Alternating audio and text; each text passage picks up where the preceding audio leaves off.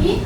Perkenalkan, kami mahasiswa dari jurusan akuntansi Fakultas Ekonomi dan Bisnis, dan di sini kami akan mensosialisasikan mengenai optimalisasi usaha tani melalui perhitungan biaya produksi sederhana. Namun sebelum kita masuk pada materi, kami akan memperkenalkan diri. Perkenalkan, nama saya Jessica Yura. Saya Iva Syana Putullah. Saya Irin Hadi. Saya Livia Lydia Putri. Saya Magdalena Manda. Dan pemaparan materi yang pertama akan saya bawakan.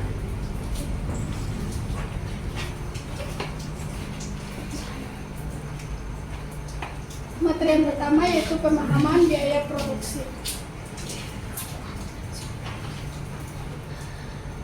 Biaya produksi adalah seluruh pengeluaran yang dikeluarkan dalam proses untuk menghasilkan suatu produk pertanian, di mana dimulai dari tahap persiapan lahan, penanaman, pemeliharaan, hingga panen dan pasca panen. Salah satu aspek penting yang menentukan keberhasilan usaha tani adalah biaya produksi.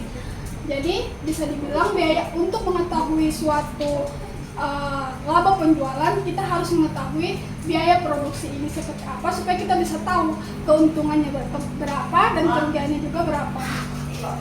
Pemahaman terhadap biaya produksi ini menjadi hal yang sangat krusial agar petani dapat mengetahui apakah usahanya itu menguntungkan, efisien, dan berkelanjutan atau tidak. Kemudian di sini ada tujuan mengetahui biaya produksi. Ada beberapa alasan utama yang penting bagi usaha tani dalam mengetahui dan menghitung biaya produksi. Yang pertama yaitu menentukan keuntungan dan kerugian.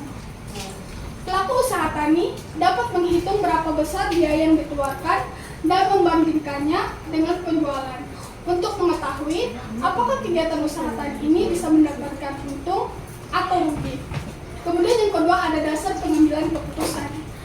Dengan mengetahui biaya produksi, petani dapat menentukan apakah kegiatan usaha tani tersebut layak untuk diteruskan, diperluas, atau diganti dengan komoditas lain yang lebih menguntungkan. Kemudian yang selanjutnya yaitu meningkatkan efisiensi produksi.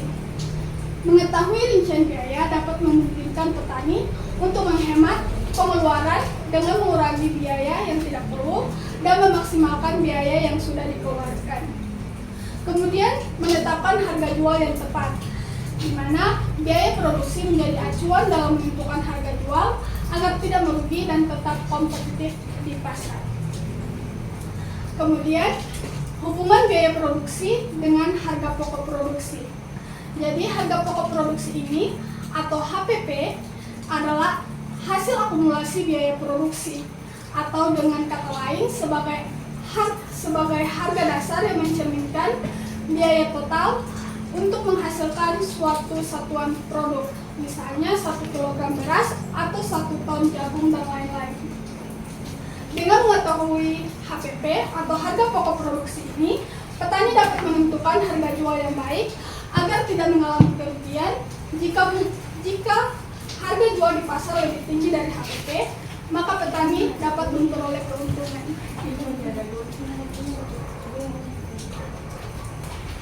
Kita masuk pada identifikasi komponen biaya tetap dan variabel. Biaya tetap adalah biaya yang tidak berubah walaupun hasil panen banyak atau sedikit. Biaya ini harus tetap dibayar meskipun kegiatan tanamnya kecil. Contohnya itu ada sewa lahan di mana tetap dibayar setiap musim tanam. Dan ada juga penyusutan alat, itu seperti traktor, cangkul atau pacol biasa disebut di sini, atau mesin, nilainya berkurang setiap tahun. Dan ada juga pajak lahan, jumlahnya itu tetap dan harus dibayar. Ciri-ciri biaya tetap itu ada jumlahnya tetap, di mana tidak tergantung pada banyaknya hasil panen atau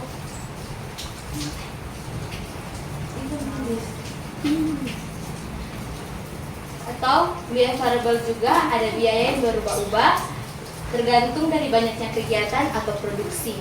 Semakin luas lahan dan semakin banyak tanaman, maka akan semakin besar juga biayanya. Contohnya itu ada benih. Semakin banyak yang ditanam, maka semakin banyak juga benih yang akan dibutuhkan. Juga ada pupuk dan pestisida. Tergantung jumlah tanam, tergantung pupuk dan pestisida ini tergantung orang DP tanaman itu Cara membeli tergantung tanaman itu tergantung pupuk dan pestisida. Dan juga ada tenaga kerja harian di mana tergantung pada banyaknya pekerjaan yang dilakukan. Nah, di sini ada ciri-ciri biaya variabel, yaitu yang pertama ada jumlahnya berubah sesuai kegiatan, ada juga bisa naik atau turun tergantung kondisi panen. Dan ketiga itu ada mudah dikendalikan atau dihemat. Mengapa penting untuk diketahui? Karena membedakan biaya tetap dan biaya variabel itu sangat penting. Satu, itu membantu menghitung biaya produksi dengan akurat. Yang kedua itu membantu petani mengetahui perhitungan atau kerugian. Yang ketiga itu mudah dikendalikan atau dihemat. Kita masuk pada materi selanjutnya. Baik, jadi di sini saya akan memberikan bagaimana cara menghitung total biaya produksi per musim tanam. Jadi di sini ada langkah pertama, yaitu mencatat semua pengeluaran selama proses tanam. Setiap pengeluaran ini sama seperti kita mencatat penjualan. Tapi di sini kita mencatat semuanya berapa yang kita keluarkan. Jadi saya memberikan contoh di sini, misalnya para petani tanggal 3 November membeli benih 5 kg seharga 100.000, tanggal 6, 10, 15 dan 20 juga melakukan pembelian untuk memenuhi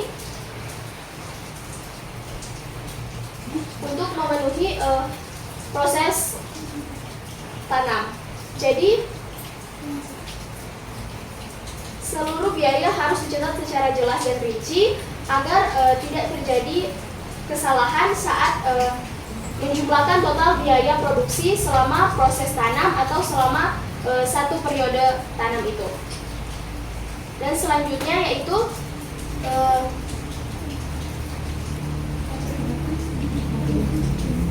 lalu yang kedua ada hitung total biaya untuk setiap kebutuhan. Jadi ada rumusnya di mana total biaya per kebutuhan sama dengan jumlah semua pembelian kebutuhan tersebut. Jika pembelian dilakukan lebih dari sekali, jumlahkan semua biayanya. Jadi kalau para petani membeli benih sebanyak sekali, jadi catat sekali. Tapi kalau dibeli 2 kali, harus dijumlahkan, harus jelas juga rinciannya berapa kali beli dan ditulis secara jelas biar jelas pelaporannya nanti atau pencatatannya tidak ada tanda tanya. Ini kenapa bisa segini? Kalau dicek di pasarnya, harganya begini. Ternyata 2 kali beli.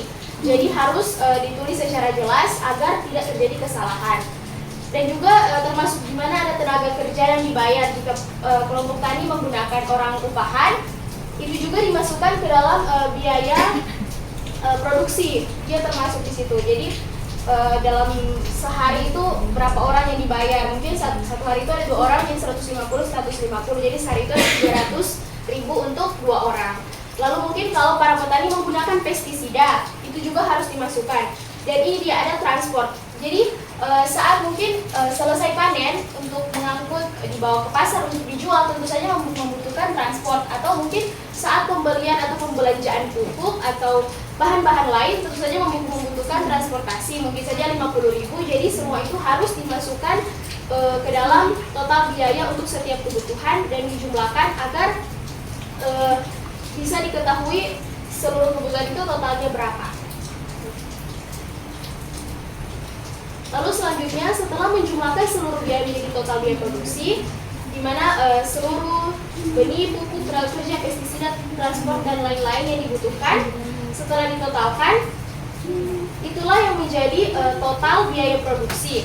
Jadi semuanya harus ditotalkan dan ditulis secara jelas agar tidak ada yang macam terselip atau kurang atau tidak sesuai, dan akhirnya akan mendapatkan total dari biaya produksi agar nanti di saat menghitung pendapatan, keuntungan itu bisa jelas. Karena kalau pencatatannya kurang jelas dalam menghitung biaya produksi, bisa saja mungkin untung, tapi karena tidak jelas pencatatan pengeluarannya, maka bisa jadi rugi padahal ternyata dia untung. Jadi sebaiknya dicatat secara rinci satu persatu begini.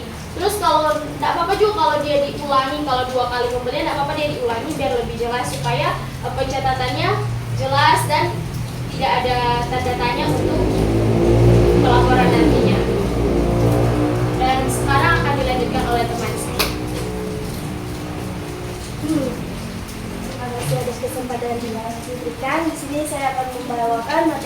analisis pendapatan, keuntungan, dan titik impas atau DIY. Pendapatan atau revenue itu adalah jumlah uang yang diperoleh dari penjualan hasil panen. Di sini ada langkah-langkah perhitungannya. Sebelum kita masuk di rumus, langkah-langkah perhitungannya ada 3. Tentukan harga jual per unit, misalnya kita ambil per kilogram. Yang kedua, tentukan jumlah panen. Yang ketiga, kalikan harga jual jumlah panen. Rumusnya adalah pendapatan sama dengan harga jual per unit kali jumlah unit terjual. Contohnya, harga jual jagung misalnya saya ada ambil 5.000 per kilogram.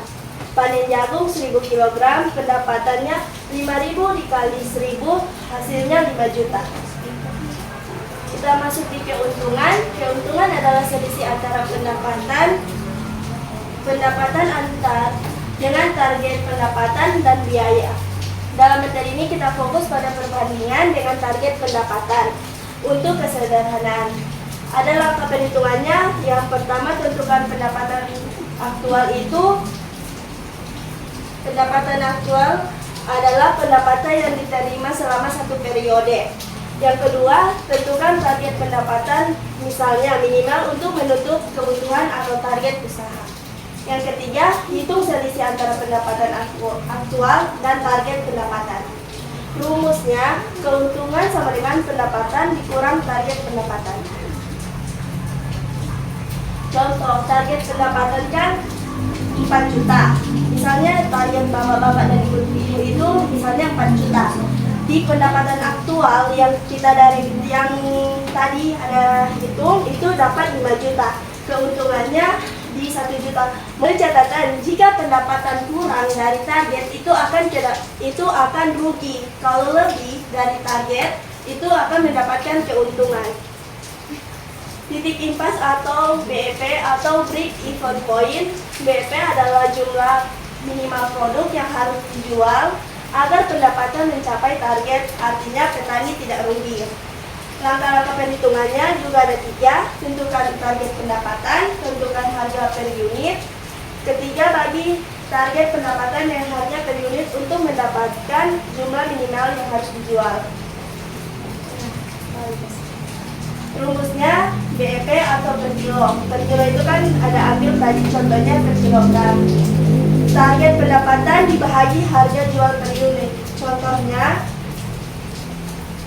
target pendapatan 4 juta. Seperti contoh 4 juta seperti slide sebelumnya, harga jagung 5.000 per kilogram. BEP 4 juta dibahagi 5.000 sama dengan 800 kilogram. Artinya, petani harus menjual minimal 800 kilogram agar tidak rugi. Penjualan di atas 800 kilogram, keuntungannya tambahan. Di sini ada catatan pendapatan. Di sini kalau misalnya belum ada aplikasi, kita bisa mencatat secara manual seperti di buku per bulan. Catatan pendapatan itu tanggal, jenis produk, jumlah terjual, harga per kilogram, dan pendapatan. Misalnya di tanggal berapa kita ada panen, kita tulis di tanggal, misalnya di sini tanggal 10 November 2025 itu kita ada panen jagung. Itu terjual 200 kg, harga per kilo 5.000. 200 dikali 5.000 sama dengan 1 juta. Tulis pokoknya sesuai panen lah. Terus di total jumlah terjual itu per bulan. Di sini catatan keuntungan sama juga di sini ada tulis periode, pendapatan aktual, target pendapatan, keuntungan. Panen 1. Misalnya periode panen 1 itu di bulan kayak misalnya tadi di bulan November kan panen 1 itu misalnya pendapatan aktualnya 6 juta. Itu pendapatan yang diterima satu periode. Target pendapatan 4.500.000. Mohon maaf, di sini 4 juta sebenarnya. Keuntungan itu 1 juta. Dan terus begitu, tulis panen sampai berapa periode di buku. Dan itu akan kita bisa akan tahu bagaimana itu untung atau rugi. Terus lanjut, catatan titik impas BEP itu produk. Hanya beda kok di ini produk. Target pendapatan harga per unit BEP 900 itu jagung 4 juta, harga per unit 5.000, BEP itu 800. Di sini cara pakai itu BEP sama dengan target dibahagi harga per unit. Tulis jumlah panen yang harus dijual agar tidak rugi. Ini supaya orang tahu itu pendapatan, keuntungan harus itu catat selama berapa orang ada panen, orang ada pokoknya catatlah semua orang pengeluaran, orang pendapatan itu agar kita tahu itu untung atau rugi gitu. Lanjut, tips pencatatan buku sederhana, gunakan satu buku saja untuk semua catatan. Gunakan tinta atau pensil yang mudah dibaca. Catat rutin setiap penjualan. Bisa tambahkan kolom keterangan seperti terjual ke pasar A atau penjualan grosir. Setiap panen, total semua pendapatan dan keuntungan untuk evaluasi bersama. Tips praktis untuk petani. Yang pertama, tentukan harga pasar rata-rata sebelum panen.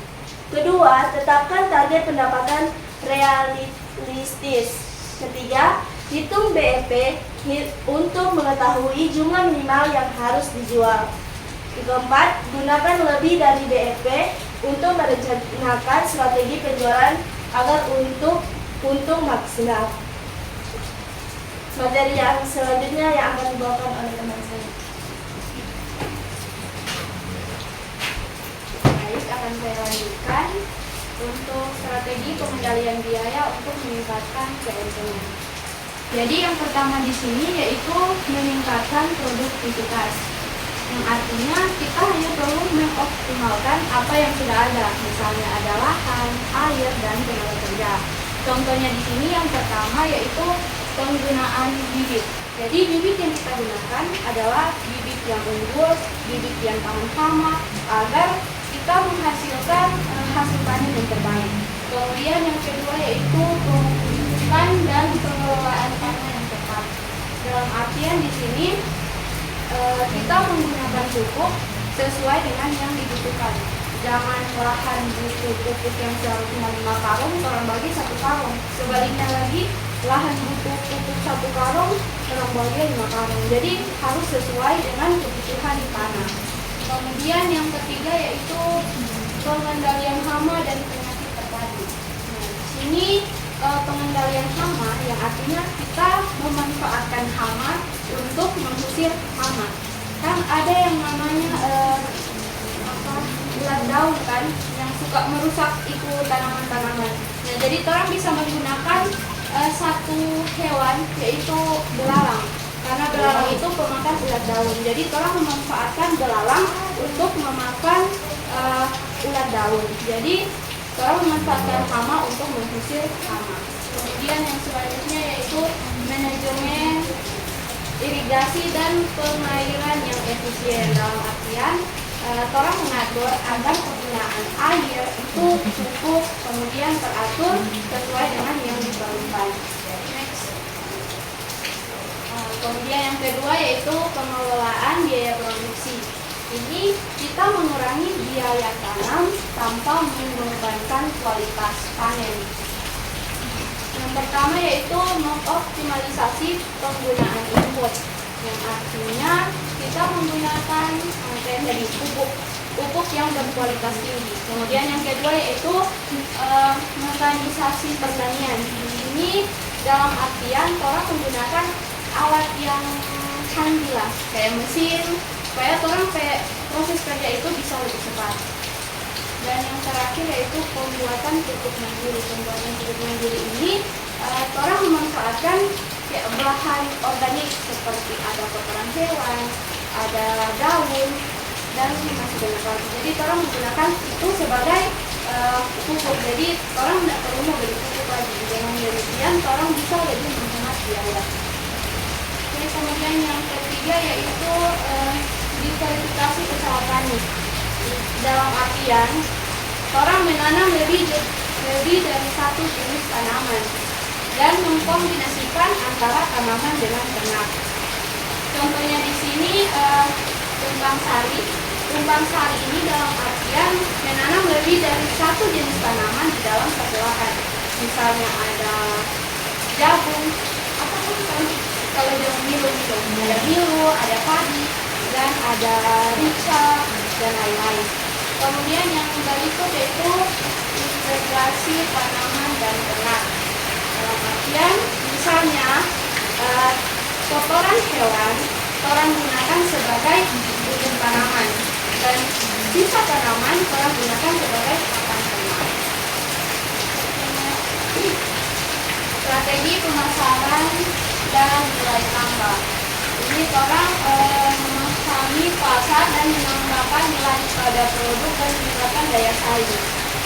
Yang pertama yaitu memahami pasar. Memahami pasar kalau dari bahasa gaul di akuntansi itu riset pasar. Ini dalam artian orang menganalisis apa yang menjadi kebutuhan konsumen.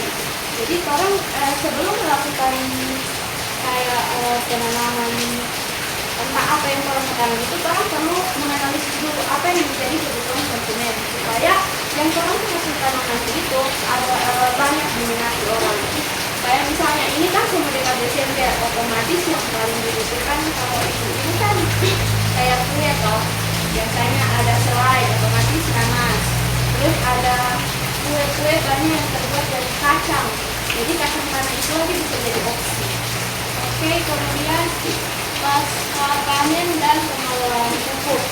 Di sini dalam artian sebelum orang menjual hasil panen, sebaiknya orang mengemas dengan rapi atau DP sederhana orang kasih bersila supaya dapat lebih menarik.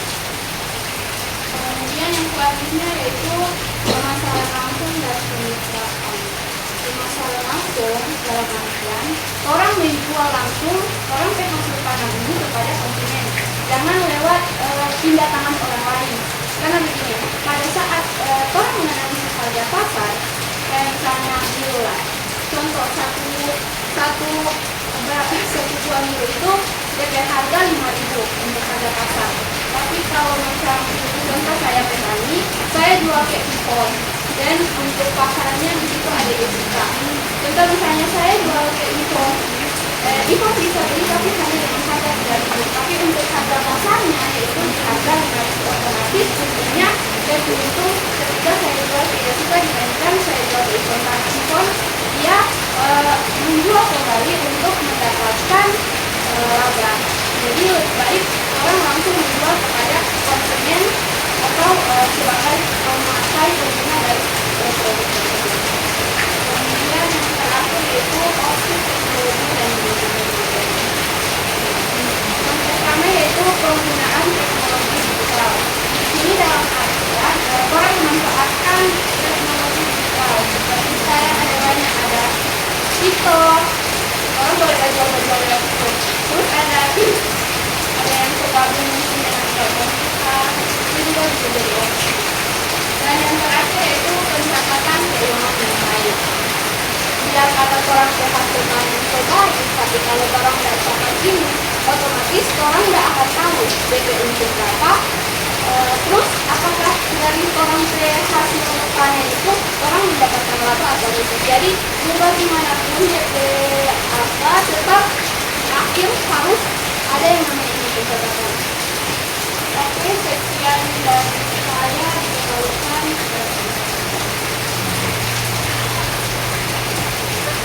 Jadi sebelum kita sampai pada kesimpulan, jika ada pertanyaan untuk kami, silakan. Yang ada, maka kami akan menunjukkan bahwa petani sangat-sangat perlu memahami dan menghitung biaya produksi secara tepat agar bisa mengetahui tingkat keuntungan dan mengelola usaha tani dengan lebih efisien dengan mengidentifikasi biaya tetap dan biaya variabel, menghitung biaya total produksi tanam serta menganalisis pendapatan, keuntungan, dan titik impas atau BTP. Petani dapat mengambil keputusan yang lebih bijak dalam penggunaan sumber daya. Selain itu, pengendalian biaya melalui efisiensi, penggunaan pupuk, tenaga kerja, dan lahan akan akan membantu meningkatkan keuntungan dan keberlanjutan usaha tani tersebut.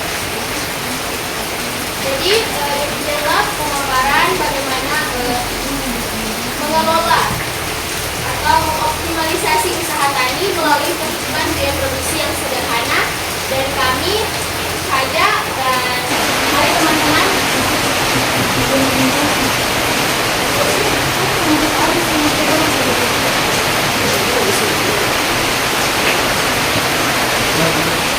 Jadi kami dari mahasiswa jurusan akuntansi Fakultas Ekonomi dan Bisnis mengucapkan banyak terima kasih atas